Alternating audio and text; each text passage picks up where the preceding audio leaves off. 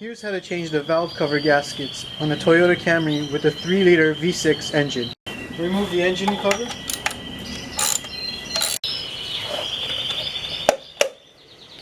Disconnect the battery. Turn this counterclockwise. Drain the engine coolant.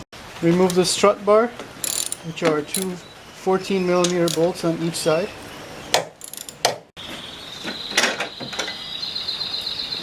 To get to the rear valve cover, we're going to have to remove the entire intake, starting with the airbox.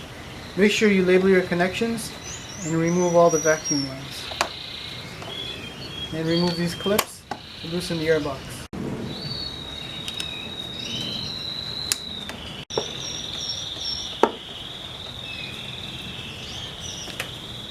Loosen up this bolt here.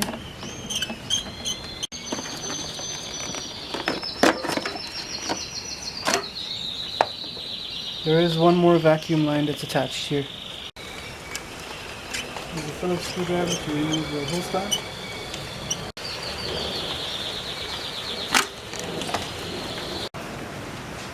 Remove the accelerator cable. You do the same for the other cable down below. You can now remove two 10mm bolts, one up here and one down there, that's holding the cable onto the throttle body.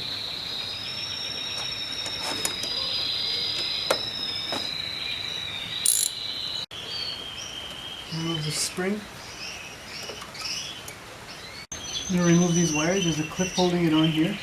Use the pliers and pull that out. And disconnect this electrical connector from the throttle body. There's another clip holding the ground wire on there. You use the pliers and take that out. And then disconnect this wire. And then for your idle air control, one more plug here. Just squeeze this and pull it out. Disconnect the line going to the brake booster and the throttle body.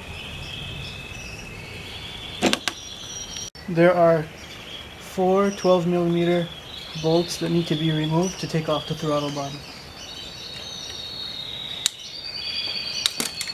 Under the throttle body, there's 3 lines that are going to it. The 2 outer lines, this one here and one that's down here hidden under the IAC, are coolant lines, and this one in the middle is a vacuum line, so we can remove that from here. I'm going to pull off the throttle body.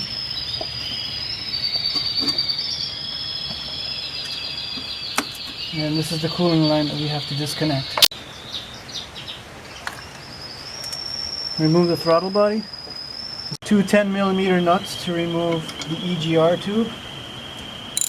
So back down where the throttle body is, this is the EGR tube. We need to disconnect it here, but to reach the bolt on the other side we first must disconnect the stay, which is a 12mm bolt here and one at the bottom. So the plenum bracket's out of the way and I can get access to the EGR bolts.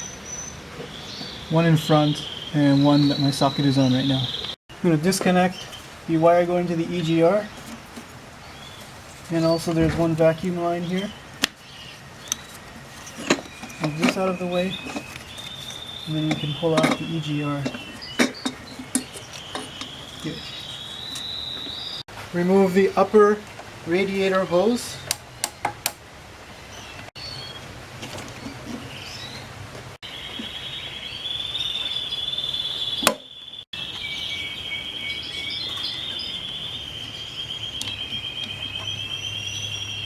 Remove the spark plug wires by squishing on the tab and pulling them. There's a couple of electrical connectors we have to disconnect from the fuel rail.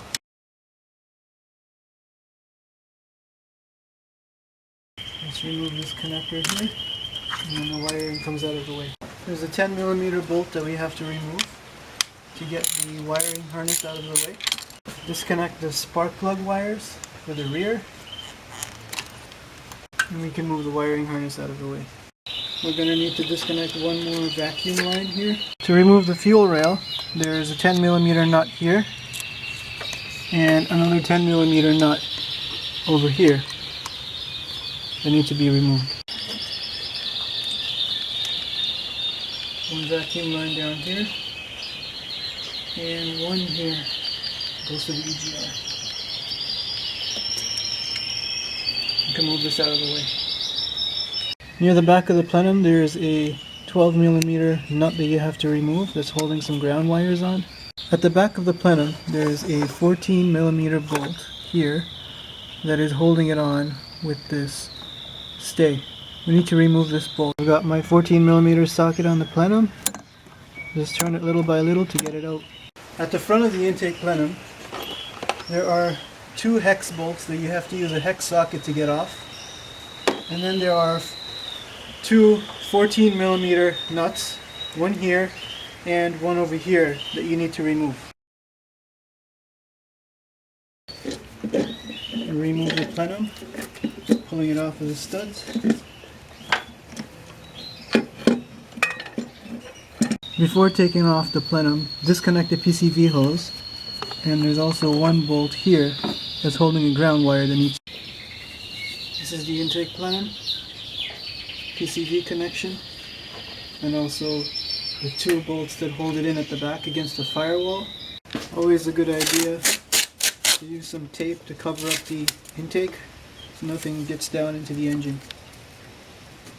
Disconnect the rear fuel injectors by pulling on the tab. Here at the back there are two 10mm nuts that we need to take out, and then we can remove the wiring harness for the fuel injectors, and then we can remove the spark plug wires by just pulling up on them. And over here there's a little clip that hold in the spark plug wires. These two 10mm nuts must be removed to take out the wiring harness. And also, if you reach over here, way down to the power steering pump, there's a wire that goes to the sensor. It's got a tab on it that you squeeze and release. To give me some more wiggle room with the wiring harness, I'm going to remove these three bolts that hold on the engine mount. To remove the EGR tube, I'm going to have to follow the pipe all the way down and remove two 10mm nuts where my socket is attached to right now. And there's the EGR tube. One nut to remove here and one over top here to loosen up the wiring harness on the rear valve cover. Okay, there's one more bolt over there to get the wiring harness loose, and there's also a connector here that you disconnect here and pull this off with that tab. And then if you reach back here, you've got your O2 sensor to disconnect. And be careful because I broke this wire. So now that we got all the wiring harness out of the way, you can see the mess that the rear valve cover is leaking. Now that the wiring here is loose, you can begin removing the 8 10mm bolts around the rear valve cover. It would be helpful if you undid the power steering line bolt holding it to this bracket, and also there's another 14mm bolt at the bottom of the engine. If you loosen that up, then we can move this out of the way. And the rear valve cover bolts are more easily accessed with a 1/4 inch ratchet rather than the 3/8 ratchet. Now that we've got all the 8 bolts out for the valve cover gasket, we use a screwdriver and pry up on the valve cover here and pull it off. Lift up the wiring harness, wiggle the valve cover off. That's it. So here's the rear valve cover taken off. This engine's in fairly good shape. There's no sludge buildup. It's just tarnished. Here is the rear valve cover. This here is the PCV valve. It just wedges in there. Pry it out, and then there's always this grommet you have to replace because it gets really hard and brittle. So it's a good idea to replace the grommet and also the PCV valve. It's fairly cheap. And the underside of the valve cover here, you have the gasket that you'll need to remove. And also the spark plug tube seals. We'll need to replace those. I've already taken this one out. You just have to undo this tab here and then pry it out with a screwdriver. Lift up on this tab here.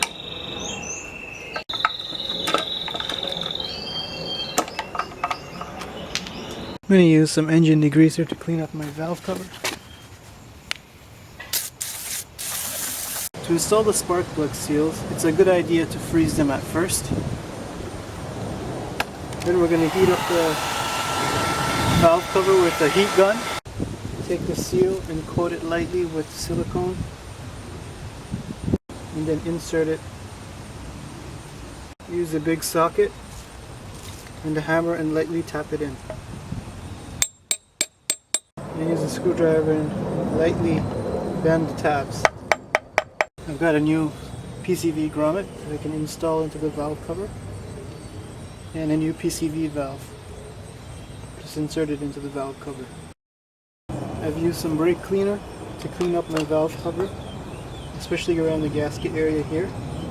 I'm going to use a new valve cover gasket. I'm going to use a little bit of brake cleaner on a clean rag to wipe the surface of the gasket before we install the valve cover.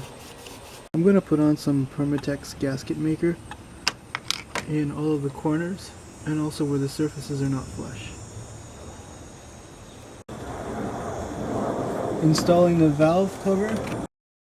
One of the flaws of the 3-liter V6 engine was these bolts and the fact that they're only threaded up to a certain amount. This causes them to not tighten all the way down because they get bottomed out, and it causes a leak. So I'm going to add 2 5/16" washers to build up the distance, and now we can properly torque them down so it won't leak. The torque spec is 59 inch-pounds on the rear valve cover bolt.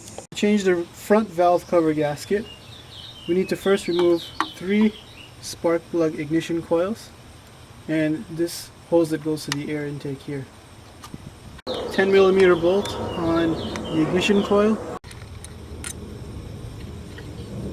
There's 8 bolts to remove to take off the front valve cover.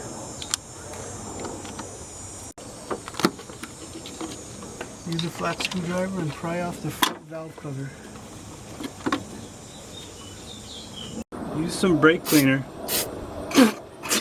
Spray it on the car. I'm going to use some RTV from Permatex. Put some around the sharp corners here, and also around the cam bearings, and anywhere you see changes in the level. Here's my front valve cover. I've got new spark plug seals installed as well as a new gasket. It's all cleaned up. You can go ahead and reinstall it.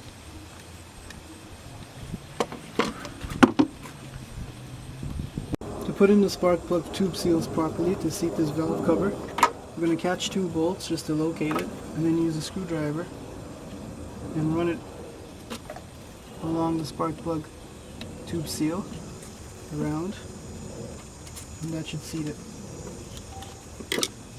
Remember, if you're reusing these bolts, to add 2 5/16" washers to take up the space of the crushed washer.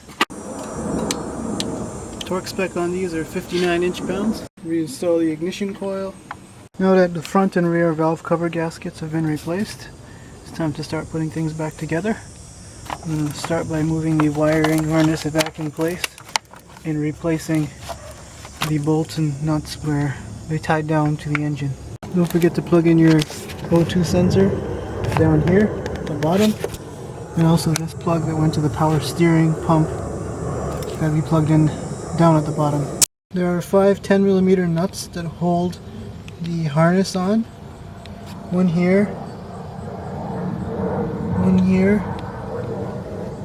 one at the back here, and then 2 on top of the rear valve cover. At the bottom of this plenum bracket, there's a 14mm bolt that connects to the engine.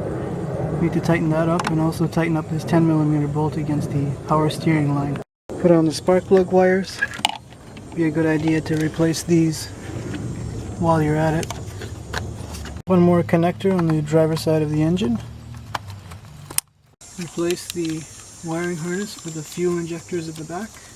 There are 2 small ones off to the side here. There's 2 more 10mm nuts that hold on this wiring harness. I'm going to use some throttle body cleaner to clean out the intake plenum. There's a lot of gunk in there.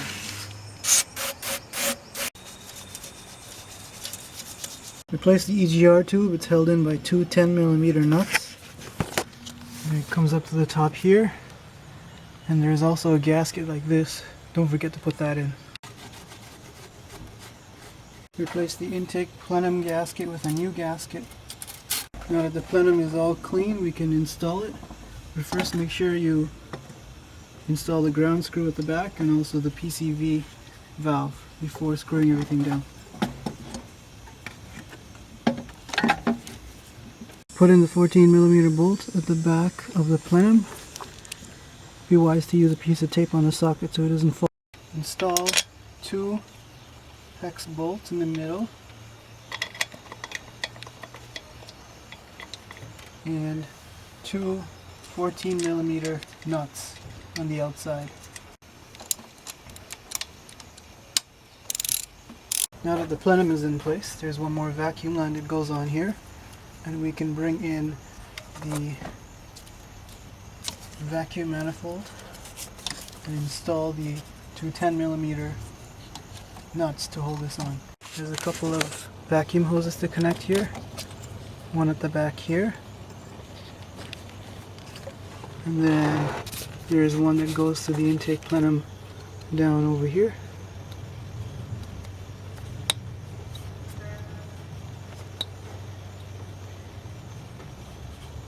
And then there's one that comes from the EGR and goes in here. And this one will go to the EGR valve. This one here goes to the air box. Install this hose onto the front valve cover. Bring in the wiring harness here and connect it to some of the connectors. And then the ones for the spark plugs in the front. Next I'm going to route these spark plug wires. So it clips onto the fuel rail over here. And also there's a screw that goes in here. And then install them into the spark plug ignition coils. Don't forget this ground wire on the side of the plenum. Reinstall this bracket near the engine mount and put in three 12mm bolts. Reinstall the upper radiator hose. Reinstall the brake booster vacuum line. This here is the throttle body. It'd be a good idea to clean the inside of it up before we put it back on the car. And also at the bottom here is the idle air control valve. It'd be a good idea to open these Phillips screws and clean this guy out as well. Just going to use a little bit of throttle body cleaner and my brother's toothbrush. Install the EGR, making sure that you remember the gaskets. And replace four 10mm nuts. Reconnect some of the hoses to the EGR. This one here, and the wiring connection. Make sure you install a new gasket on the throttle body. Reinstall the accelerator cables. Two 10mm bolts. Throttle body's back on. Remember to reconnect a couple of these electrical sensors over here. And there are three hoses at the bottom, two coolant hoses and one vacuum hose to connect to the throttle body. Reinstall the air resonator to the throttle body and reinstall this hose from the front valve cover. Reinstall the air cleaner box. Refill the coolant with a 50-50 mixture of long life antifreeze and water. Once you make sure everything's connected, we can start it up.